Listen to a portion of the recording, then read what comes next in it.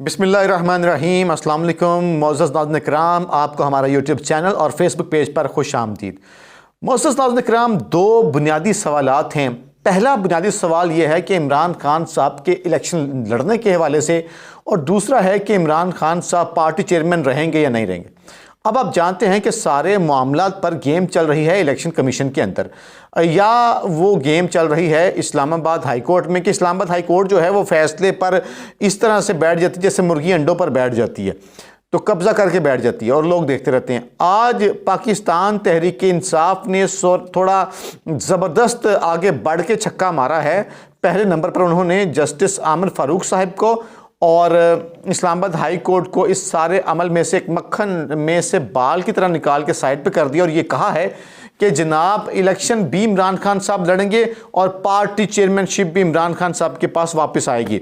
अब ये मामला कैसे होगा? ये ऐसे, इमरान खान ने तोशा खाना का फैसला मुअत्तल करने की जो इस्तदा है वो कर रखी है, लेकिन जाहिर है कि वो अभी पेंडिंग है और उन्होंने टाइम दिया और टाइम देने के बाद आगे भी मामला चलेगा। लेकिन आज पाकिस्तान तहरीक इंसाफ ने किया क्या है? पाकिस्तान तहरीक इंसाफ ने इब्तदाई तौर पर उन्होंने जो उनकी अहम लीडरशिप है, जिसमें एक तो बैरिस्टर अली ज़फ़र साहब हैं और उनको और दीगर जो अहम लीडरशिप है उनको मैदान में उतारा है। अब यहाँ पर मैं आपको बताना चाहता हूँ कि पहले नंबर के ऊपर उन्होंने इस सिलसिले में यूँ कहा है कि देखिए, ये जो इमरान खान साहब के इलेक्शन और सज़ा को कालअदम करार देने वाला मामला है, उन्होंने इसको लाहौर हाई कोर्ट से रजू कर लिया है। इस्लामाबाद हाई कोर्ट से जस्टिस आमिर फ़ारूक साहब से रजू नहीं किया गया और इलेक्शन कमीशन ऑफ पाकिस्तान के नोटिफिकेशन के ख़िलाफ़ आज बाकायदा तौर पर लाहौर हाई कोर्ट में बैरिस्टर सैयद अली ज़फ़र की जानिब से दो मुतफ़र्रिक़ दरख्वास्तें जो हैं वो दायर कर दी गई हैं। उसमें क्या कहा गया है? उसमें जनाब इलेक्शन कमीशन ऑफ पाकिस्तान के 8 अगस्त 2023 के नोटिफिकेशन को चैलेंज किया गया है और इसके अलावा इलेक्शन कमीशन ने जो उस वक्त का इलेक्शन एक्ट का जो दस्तूर का आर्टिकल था उसको इमरान खान साहब को उसमें नाअहल करार दिया गया था। तो बैरिस्टर अली ज़फ़र साहब ने अदालत के सामने बड़ा बारीक नुक्ता उठाया है। इलेक्शन एक्ट 2017 के सेक्शन 232 के तहत 5 साल के लिए नाअहल करार दिया गया था, लेकिन अब 232 सेक्शन में तरमीम लाई जा चुकी है और उनके मुताबिक 232 में तरमीम के बाद इलेक्शन कमीशन के पास कौमी और सूबाई असम्बलियों के अरकान की अहलियत के मामले पर फैसले का जो है वो इख्तियार ही नहीं है। यानी वो इमरान खान साहब को इस मामले के ऊपर डिस्क्वालीफाई कर ही नहीं सकते तोशा खाना वाले मामले पर। और उनके मुताबिक जो नोटिफिकेशन 8 अगस्त 2023 को जारी किया गया था, इमरान खान साहब तब कौमी असम्बली से बाकायदा तौर पर कैटेगोरिकली इस्तीफ़ा दे चुके थे, तो वो तो तब मेंबर ही नहीं थे, तो आप कैसे उनको डिस्क्वालीफाई कर सकते हैं? तो इमरान खान साहब को जब वो हाउस के मेंबर ही नहीं थे तो तब उस वक्त या एडवांस आप उनको कैसे डिस्क्वालीफाई कर सकते? बिल्कुल नहीं कर सकते। और जबकि रुकन हल्फ उठाता है, हाउस का मेंबर बनता है, तो उसके बाद ये सिर्फ हो सकता है।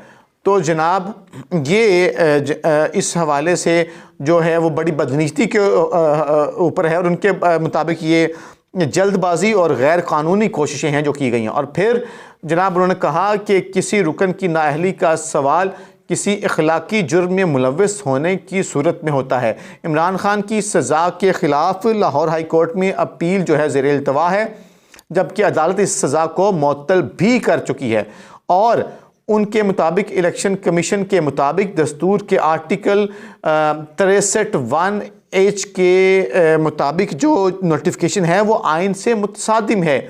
इसलिए अदालत 8 अगस्त के नोटिफिकेशन को कालअदम करार दे।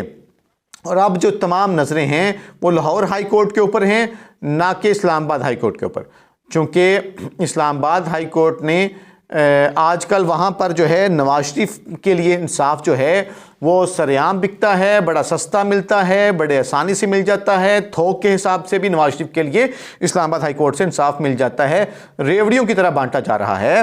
वो कहते हैं ना, बालो कुड़ियो चीज़ वंडी दिया के ले जाओ, तो ए साहब उत्थे होया पिया इस्लामाबाद हाई कोर्ट से नवाज शरीफ के लिए। तो इस्लामाबाद हाई कोर्ट में इमरान खान के साथ रगड़े वाली सिचुएशन है, उनके लिए इतना आसान माहौल नहीं है।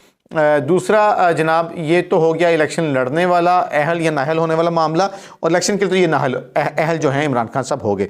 दूसरा, इलेक्शन कमीशन ने जो फैसला किया कि आप 20 दिन के अंदर पार्टी इलेक्शन करवाएं, जिस बुनियाद के ऊपर उन्होंने बैरिस्टर गौहर को चेयरमैन बनाकर मामला बचा तो लिया, लेकिन आज एक मरतबा फिर उन्होंने इलेक्शन कमीशन का जो 30 नवंबर का जो हुक्मनामा है उसको अदालत में चैलेंज कर दिया है।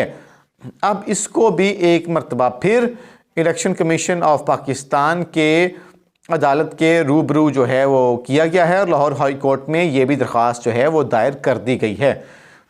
और ये दरख्वास्त इमरान खान साहब की जानिब से है, जो बैरिस्टर अली ज़फ़र साहब के तवस्सुस से दायर कर दी गई है। उनके मुताबिक जनाब मुल्क में सैकड़ों सियासी जमातें हैं, और इलेक्शन कमीशन ऑफ पाकिस्तान जो है वो इंट्रा पार्टी इलेक्शन पर किसी और जमात पर सवाल नहीं उठाया इलेक्शन कमीशन ऑफ पाकिस्तान ने सिवाय तहरीक इंसाफ के, क्योंकि उसके पास इख्तियार ही नहीं है। तो तहरीक इंसाफ के लिहाज से उन्होंने जो कुछ किया है, उनके मुताबिक ये आर्टिकल जो है दस्तूर के 125, 17, 16, 10, 4, 9, 26 की सरीहन खिलाफ वर्जी है, और उनके मुताबिक तहरीक इंसाफ के इंट्रा पार्टी इलेक्शन का मामला इलेक्शन कमीशन के रूबरू ज़ेर इल्तवा था, और इलेक्शन कमीशन ने तो ज़ुबानी हुक्मनामे में PTI के मौक़िफ़ को तस्लीम किया था। अब जनाब ये बात जो है, अब इस फ़ैसले के असूल के मुताबिक उन्होंने कहा कि हम इसमें रजू करते रहे, लेकिन उन्होंने हमारी बात नहीं सुनी। अब उनके मुताबिक एक तो इलेक्शन कमीशन का जो 23 नवंबर का जो हुक्मनामा है उसको कल-अदम करार दिया जाए। अगर वो कल-अदम करार होता है तो जनाब इमरान खान साहब दोबारा से पाकिस्तान तहरीक इंसाफ के चेयरमैन के तौर पर बहाल हो जाएंगे, आराम सुकून से बहाल हो जाएंगे, और उनके मुताबिक इलेक्शन कमीशन के मज़ीद इस मामले के ऊपर कोई ऑर्डर जारी करने के हवाले से रोका जाए। अब नज़रें तहरीक इंसाफ की लाहौर हाई कोर्ट के ऊपर हैं, क्योंकि ये दरख्वास्तें वो इस्लामाबाद हाई कोर्ट में भी दायर कर सकते थे, लेकिन उनको लगता ये है कि इस्लामाबाद हाई कोर्ट में जाएं, दरख्वास्तें जल्दी समाअत के लिए मुकर्रर नहीं होती। उनका ख्याल ये है कि अगर हो भी जाए मुकर्रर, केसेस को तूल दिया जाता है, उनके मुताबिक टूल देने के बाद फ़ैसला महफूज कर लिया जाता है लंबे अरसे के लिए, और इस तरह जो मकसद है वो फौत हो जाता है। अब जनाब ये इस टाइम सूरत हाल है, और आज जनाब अगली बात यह है कि सिस्टम का लाडला या इस्लामाबाद हाई कोर्ट गया है सिस्टम का लाडला नवाज शरीफ, और जनाब सिस्टम ने लाडले नवाज शरीफ को अपने सर कंधों पर उठा लिया। जनाब अब सूरत हाल ये है कि आज जनाब 2 रुकनी बेंच, जिसमें चीफ जस्टिस अहमद फ़ारूक खुद और जस्टिस गुल हसन औरंगज़ेब थे, उन्होंने कहा कि जनाब देखें, नैब ने इल्ज़ाम आयद किया कि नवाज शरीफ जो है वो बेनामीदार हैं और कुछ ट्रांजैक्शन हैं, उसके मुतालिक बताएं। और जब ये बात हुई तो जस्टिस अहमद फ़ारूक ने कहा अगर मान भी लिया जाए कि ये प्रॉपर्टी नवाज शरीफ की है, तो फिर भी 4 अनासर हैं, उनको तो नैब ने साबित करना था ना यार। हम मान भी लें कि प्रॉपर्टी अगर नवाज शरीफ की है। उन्होंने कहा जी हाँ जी, एक Nawaz Sharif public office holder नहीं थे, JIT किसी कागज़ पर यकीन नहीं रखती, अल अजीज़िया कंपनी 2001 में रजिस्टर हुई, तो जो स्टील मिल्स है वो 2005 में रजिस्टर हुई, तो हिल मेटल जो है उसके मालिक जो हैं हुसैन नवाज शरीफ थे। अब हुसैन नवाज शरीफ वैसे तो बेटे हैं नवाज शरीफ के, अच्छा मरीम नवाज कहते हैं वो बरतानवी शहरी है मेरा भाई, उस पर तो मरीम नवाज कहती है कि पाकिस्तानी कानून जो है वो इत्तलाक ही नहीं होता। आज जनाब उनकी दस्तावेज़ात के मुतल्लिक जब बात हुई तो नवाज शरीफ ने लाताल्लुकी का इजहार कर दिया, कहा जी वो हुसैन नवाज जाने और आप जाने। सुभान अल्लाह, नवाज शरीफ साहब तो आडे बयान ते भी सदके जाइए।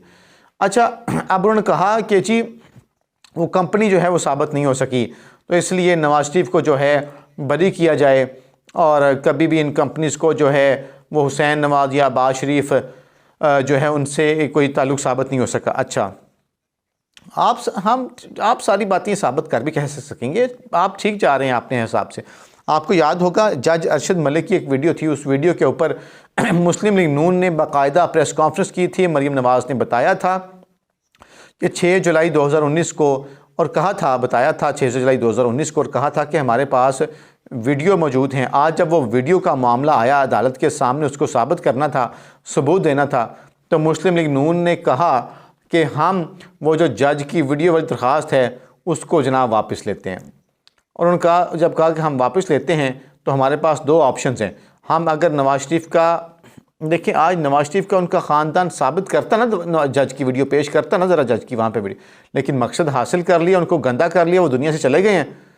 अब चूँकि मामला तय है, चीज़ें बेहतरीन रास्ते जा रही हैं, तो अब ये झूठे लोग कहते हैं अब उसकी ज़रूरत नहीं है।